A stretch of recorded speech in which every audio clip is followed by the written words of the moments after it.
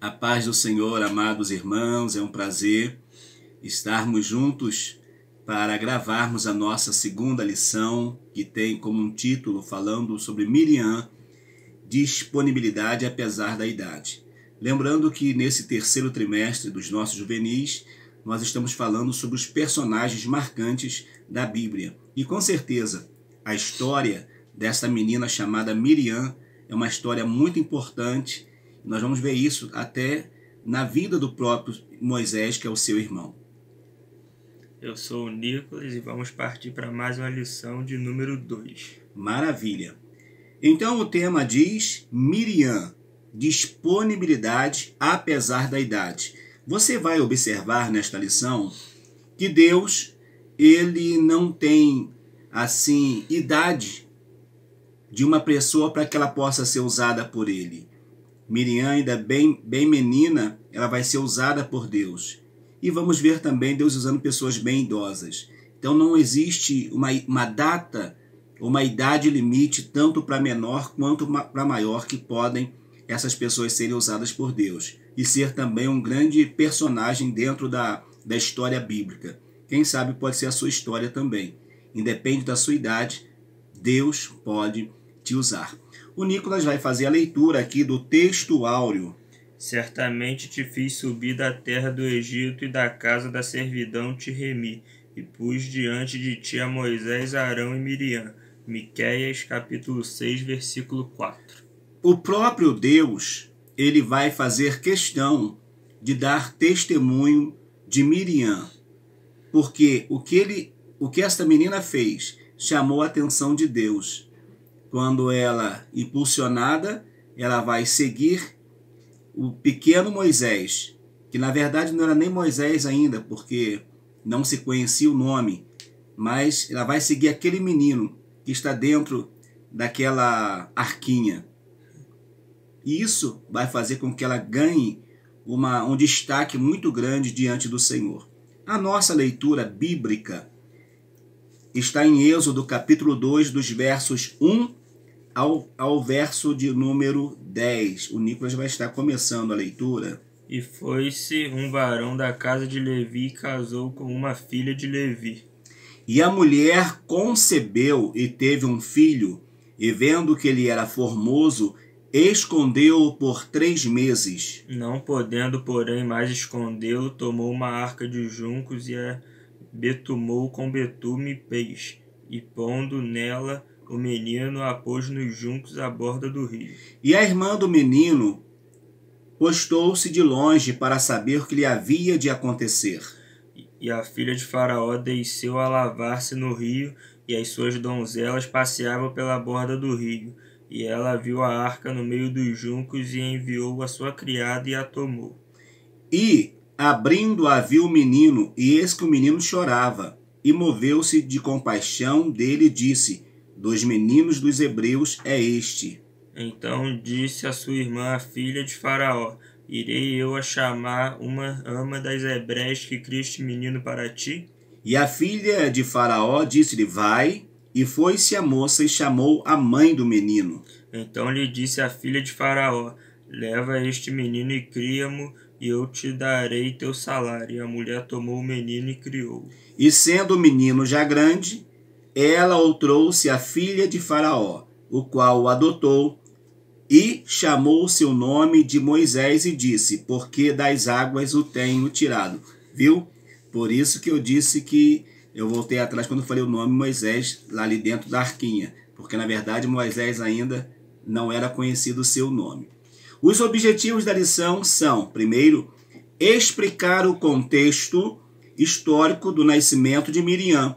Segundo, destacar a coragem, iniciativa e disponibilidade da jovem. E terceiro, contemplar as consequências das atitudes de Miriam. Vamos então à nossa lição, que vai começar dizendo assim: quem é Miriam? 1.1 Família especial. Miriam é filha de Arão e Joquebede, a irmã mais velha de Moisés e Arão. A história de Miriam está registrada especialmente nos livros de Êxodo e Números. Seu nome significa elevada, pura, amada ou ainda vidente. A palavra também é atribuída aos profetas na Bíblia e, de fato, Miriam é chamada de a profetisa.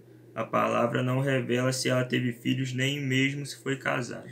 Aqui não tem muito o que se falar, que é uma informação da sua família. Anrão e Joquebede, tá? São os pais de Miriam, consequentemente os pais de Arão e os pais de Moisés. Nós vamos ver esse contexto todo de Miriam, de Arão, o nascimento de Moisés, esta família, que eles estão no Egito, estão cativos no Egito, quando aquele faraó que conhecia José já havia sido morto, outro assumiu, outros foram assumindo, e eles, porque se passam nessa história 430 anos, eles então não vai conhecer a história, e por isso começa a oprimir o povo hebreu. E nesse contexto é que esta menina vai aparecer, preservando a vida daquele que seria o grande libertador que o povo hebreu já conheceu. 1.2 diz assim: longe de casa. Miriam e sua família são alguns dos muitos israelitas que nasceram no Egito, depois de passados muitos anos da instalação primária de José, na época salvando o povo hebreu que se estabeleceu por gerações em tal nação. Como sabemos, ali o povo de Israel frutificou, cresceu e se multiplicou. Tornou-se forte de tal forma que encheram o país. Nós vemos aqui, e na verdade a gente usa o termo Israel, mas até a saída do povo, o povo ainda não está formado como o povo de Israel. É conhecido como o povo hebreu. É o povo hebreu. Eles ainda não estão reconhecidos porque eles não têm pátria, não têm casa. Então, não tinha como ser reconhecido como povo.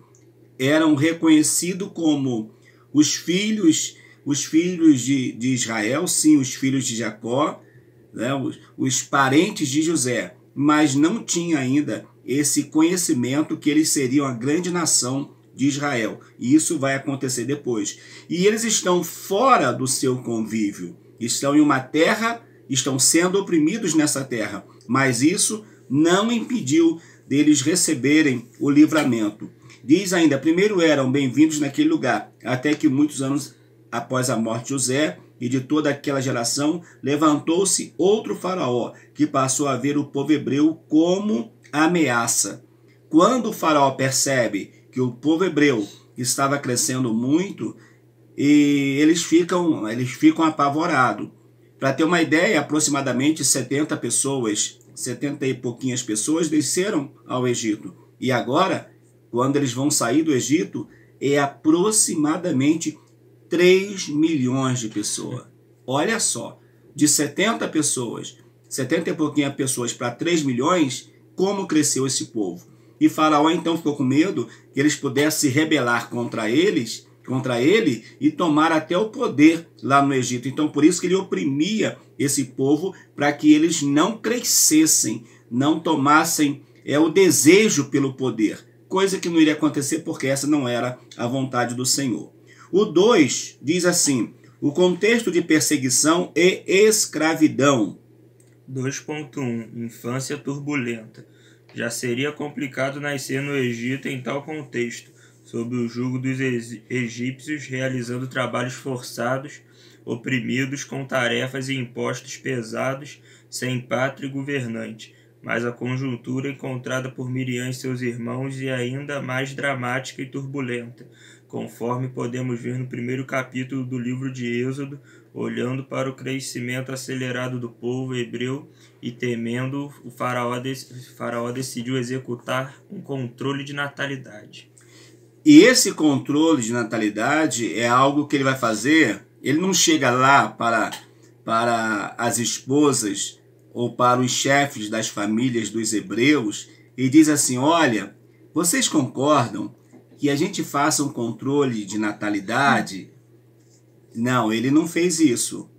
Ele começa a trabalhar uma forma de colocar sobre eles fardos pesados, mais cargas, até para que eles não se desenvolvessem. Mas isso não foi impedimento. Então agora ele usa a sua autoridade de Faraó e determina as parteiras do povo hebreu, que era Sifrá e Puá, para que todo menino, só menino, as meninas não representavam nenhum perigo, mas os meninos representavam perigo. Então todos os meninos que nascessem, elas tinham a ordem de matá-los no parto. Quando a mãe perguntasse: cadê meu filho? Seu filho morreu.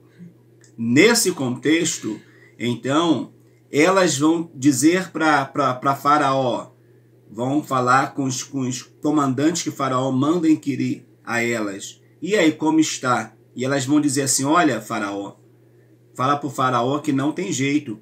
As mulheres hebreias são muito espertas. Quando a gente vai, as crianças já nasceram. Mas na verdade não foi isso, não era isso. Que elas eram tementes a Deus. E não queria, porque sabia que aquela ordem não partia do Senhor. Partia de um tirano, de alguém movido pelo mal. Aí Faraó faz o que então? Faraó vai determinar que todos tivessem então esta liberdade ao perceber que qualquer mulher hebreia tivesse um filho, tivesse um bebê e fosse um menino, qualquer pessoa podia pegar aquela criança e jogar aquela criança no Nilo. Olha que coisa diabólica. Mas é assim que Satanás tem feito ao longo dos anos e continua fazendo ainda hoje. Hoje, ele não força ninguém a pegar as crianças e jogar no Nilo, mas ele está usando aí meios, leis que estão fazendo com que as crianças sejam mortas dentro de suas próprias mães. Olha só o perigo que nós estamos enfrentando. É uma sede contra as crianças. E aqui nesse caso não tem menino ou menina. Todas as crianças têm sofrido. Mas, graças a Deus, que tanto aquelas crianças ali no Egito que foram mortas, como as crianças também que Herodes mandou matar, pensando que iria matar Jesus quando criança, todas elas estão escondidas com Cristo Jesus na eternidade. Graças a Deus por isso. O 2.2 diz assim: pode ficar pior. Não demorou muito para o rei do Egito perceber que as suas ordens não estavam sendo cumpridas, e assim o que já não era bom ficou ainda pior. A fim de não depender mais das parteiras, o rei ordenou a todo o seu povo que lançasse ao Nilo todos os hebreus que nascessem do sexo masculino. Arão e Miriam nasceram antes desse decreto. Arão era 3 anos mais velho que Moisés, e a idade de Miriam, mesmo não sendo apresentada, sabemos que ela era bem jovem. Ela é a menina da casa que vai ajudar a mãe, inclusive tomando conta dos seus irmãos. Como vocês viram, e eu já comentei, o que estava ruim, se as parteiras podiam tirar a vida das crianças, agora não só a parteira, mas todas as pessoas podiam fazer. É nesse contexto que Deus está procurando pessoas, crianças, jovens, adolescentes, que tenha, adultos também, que tenha a mesma postura desta menina chamada Miriam. O 2.3 diz assim: procura-se, Deus está à procura, tá bom? Quando tudo parece perdido, Deus prepara os meios da salvação. Ele busca pessoas dispostas a serem usadas por ele para mudar situações. Foi assim com Noé, Neemias, Isaías e tantos outros. Será que havia alguém disponível no Egito? Eis uma grande pergunta, uma resposta excelente. Havia alguém no Egito antes de Moisés que Deus pudesse usar para preservar a vida? Havia sim, Miriam.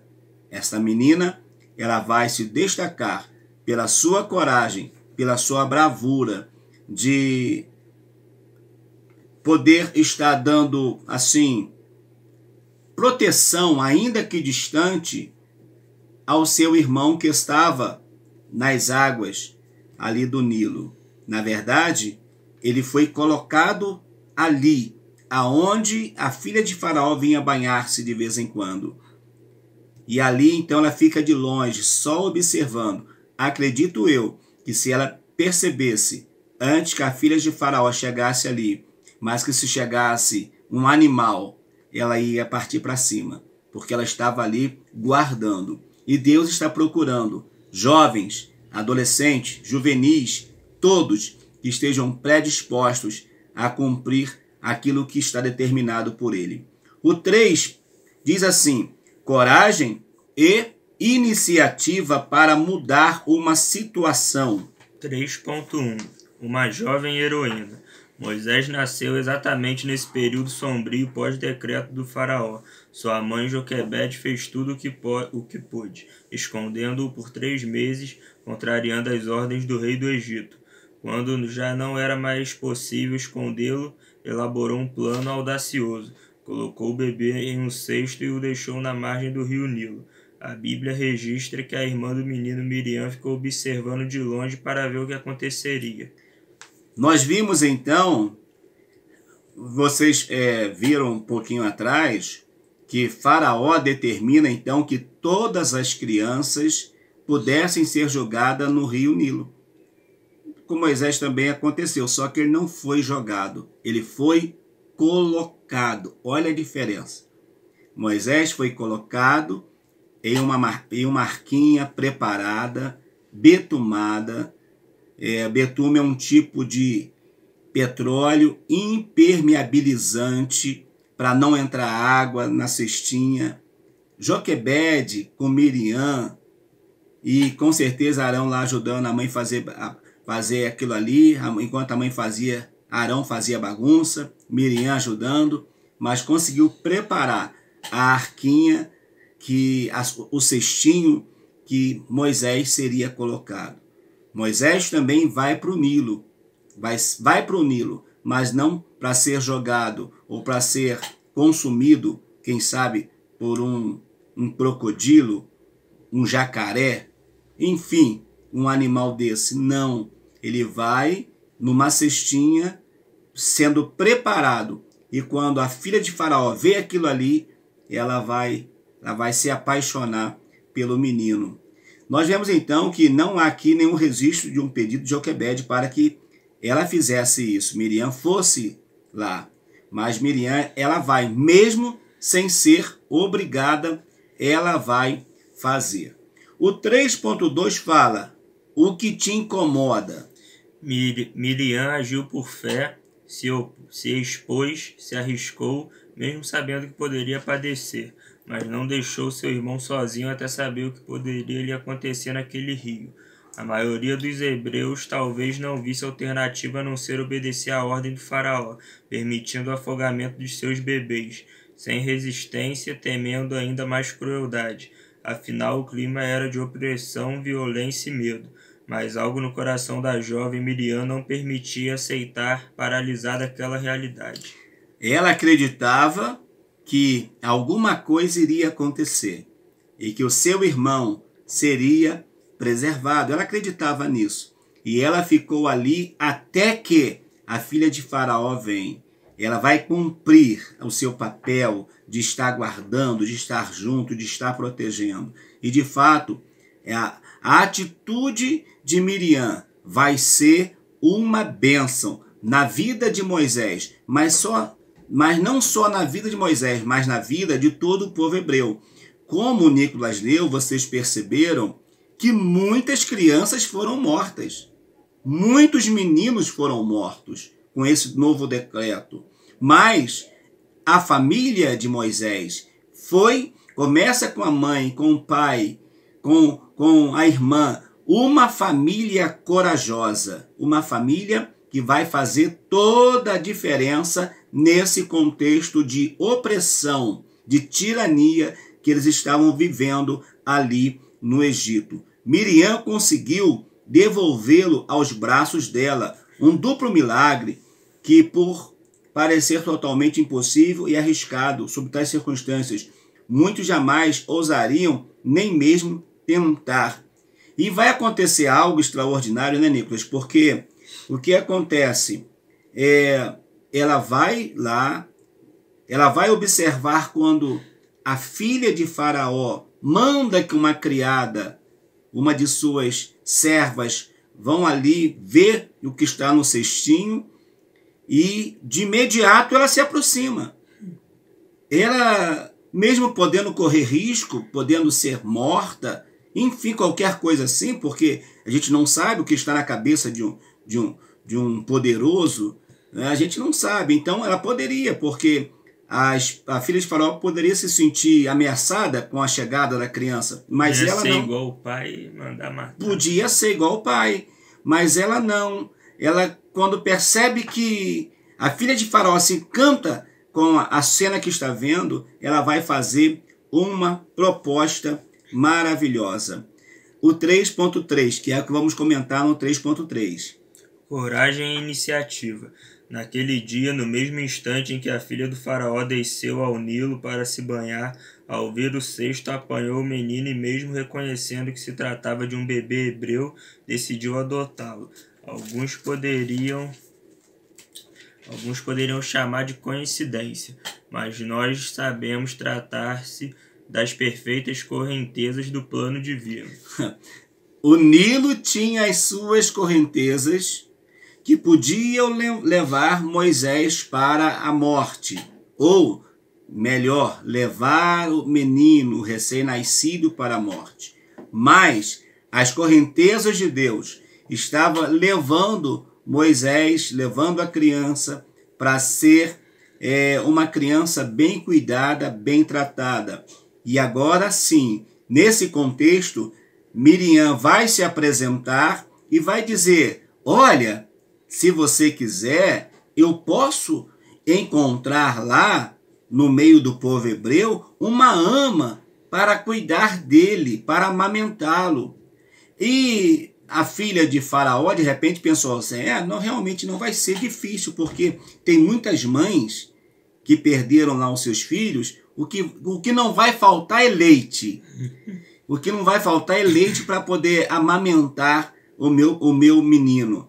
Então ela vai. Só que quando ela vai aonde? Exatamente em casa. Busca a sua mãe, Joquebede, e fala: mamãe, o que nós fizemos deu certo. A filha de Faraó, ele pegou o meu irmão, pegou o seu filho, pegou o nosso menino, e eu disse que ia vir buscar alguém para cuidar dele, para amamentá-lo. Vamos lá, mamãe, vamos lá. E quando Joquebede vai viver um milagre de, além de estar com seu filho, ensinando o seu filho as leis de Deus, ensinando tudo sobre Deus, ela ainda pôde amamentar o seu filho, e não somente isso, ela ainda ganhou salário, ainda recebeu salário para cuidar do seu próprio filho. É Deus cuidando de todas as coisas. Nós vamos ver então que a atitude dela fez toda a diferença. No ponto 4, nós falaremos sobre marcando uma geração. Em memória, o próprio Deus honra Miriam de forma particularmente especial, através do profeta Miqueias. Certamente te fiz subir da terra do Egito e da casa da servidão te remi, e pus diante de ti a Moisés, Arão e Miriam. É isso mesmo, o próprio Deus faz referência a Miriam como tendo assumido um papel de liderança relevante na libertação de seu povo. Aí é comum nós dizermos assim: mas as mulheres no Antigo Testamento não foram importantes. Olha, pelo que nós percebemos aqui, é claro que não tinham tantas mulheres assim, Nicolas, que fez a diferença. Mas o próprio Deus vai dar testemunho de Miriam. O próprio Deus. Como diz assim, olha, e pus diante de ti a Moisés, Arão e Miriam. Foi o trio que Deus usou para quê? Para trabalhar a libertação do povo. E nós vamos ver que no caso de Miriam, quando eles atravessam o Mar Vermelho, o que vai acontecer? Miriam vai passar a mão de um pandeiro, de um tamborim, enfim. Eu sei que ela pega lá um instrumento que tinha na época, chama as amigas e começam a louvar o Senhor, a glorificar o Senhor, dizendo: só o Senhor é Deus. Miriam é colocada em uma galeria de uma dessas que são pouquíssimas as profetisas que a Bíblia registra, mas Miriam vai ser chamada de profetisa. Por quê? Porque como profetisa, ela consegue levar o povo, depois de um momento de estresse. Como assim estresse? Um momento de decisão, ela vai levar o povo a fazer o quê? Adorar a Deus. Essa é a missão do líder. A missão do líder não é tirar um proveito em uma situação, mas a questão do líder é fazer com que outras pessoas consigam também conhecer o Senhor e adorar o Senhor.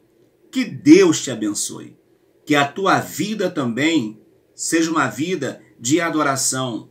E que estando nós aqui, vivos ou não, mas que a nossa vida seja uma vida de testemunho daquilo que Deus tem feito, daquilo que Ele tem realizado.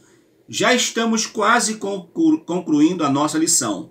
O 4.2 diz assim: de carne e osso. Você é de carne e osso? Legal, então você é humano. Também é importante citar que Miriam, assim como todos os grandes personagens bíblicos, teve momentos de deslizes e viveu suas consequências. Mais um exemplo para nos lembrar de que, mesmo com falhas, podemos ser restaurados por Deus e usados para marcar uma geração. Como disse o missionário Hudson Taylor, não são os grandes que transformam o mundo, mas sim os fracos e pequenos nas mãos de um grande Deus. Olha que coisa maravilhosa, achei muito interessante quando ele traz para nós esta colocação, né? Às vezes nós queremos e colocamos assim: Deus só quer usar os grandes. Sim, Deus pode usar quem Ele quiser, grande, pequeno, mais ou menos, médio. Deus pode usar quem Ele quiser. Só que Deus não está preocupado se a pessoa é uma pessoa poderosa. Não. Deus ele tem o seu meio de agir, como trabalhar. E nesse contexto aqui que eu quero frisar, eu estou aqui na Bíblia, o Números capítulo 12, quando fala aqui o comentarista, que mesmo alguém que é usado por Deus, também comete falhas. E Miriam, juntamente com Arão, por mais que tenha visto tudo que Deus fez, ela vai incitar Arão e os dois vão se levantar contra Moisés. Mas mesmo ela tendo cometido essa falha, Deus quando fala dela lá em Miqueias, Deus não vai falar a Miriam que teve uma sedição contra Moisés, não. Mas ela teve o seu momento de falha, como todos nós temos. Por isso, vale a pena ressaltarmos o seguinte: não é porque você é homem de Deus, você é mulher de Deus, você é um jovem de Deus, um juvenil de Deus, que você nunca vai errar. Por mais que sejamos fervorosos espiritualmente, estamos sujeitos a falhar, estamos sujeitos a errar. E esse pensamento aqui do missionário Hudson Taylor é interessante. Não são os grandes que transformam o mundo, mas sim os fracos e pequenos, sabe? Nas mãos de quem? De um grande Deus. É o grande Deus que faz toda a diferença. Queridos, chegamos ao final da nossa lição, vamos concluir a nossa lição. E antes da conclusão, o Nicolas tem um convite para te fazer, né, Nicolas? Que vocês possam se inscrever no canal, compartilhar, deixar o like, para que o canal possa crescer cada dia mais com a ajuda de vocês. Isso aí. É muito importante. O seu comentário, a sua curtida, o seu like, é muito importante porque você ajuda no engajamento. E com isso, essa mensagem também pode alcançar outros tantos de pessoas através da sua participação. Concluindo então, meu filho. Qual a idade certa para ter uma iniciativa? Com quantos anos normalmente alguém começa a se tornar corajoso? Miriam nos ensina que o nosso Deus honra a iniciativa, a coragem e a fé independentemente da idade. Portanto, esteja atento, disponha-se a ser usado por Deus para transformar situações. O que o deixar inconformado pode estar apontando para o seu chamado. Tá vendo só? Permita-se estar na presença do Senhor e viva o que Deus tem para a sua vida, independente da sua idade. Novinho, velhinho, mais ou menos, não tem problema, Deus pode te usar. E, como diz aqui o comentarista, de repente, aquilo que está te incomodando hoje pode ser aonde Deus vai te usar para que o milagre aconteça na vida de alguém, tá bom? Na semana que vem, falaremos sobre, na nossa terceira lição, as filhas de Zelofeade, o pedido que mudou a história. Mais uma vez nós vamos ver mulheres mudando a história, fazendo com que leis fossem mudadas em benefício delas nas gerações seguintes. Que Deus te abençoe. Eu sou o pastor Valmir Ribeiro. E eu sou o Nico. E aguardamos todos vocês para a nossa próxima lição. E venha junto. E se você desejar, coloque aí no comentário de onde você está assistindo esta aula, tá bom? E vai ser uma bênção poder citar o seu nome aqui, quem sabe, na próxima gravação, falar o seu nome. Vai ser muito prazeroso. Deus te abençoe, em nome de Jesus. Até lá, um abraço.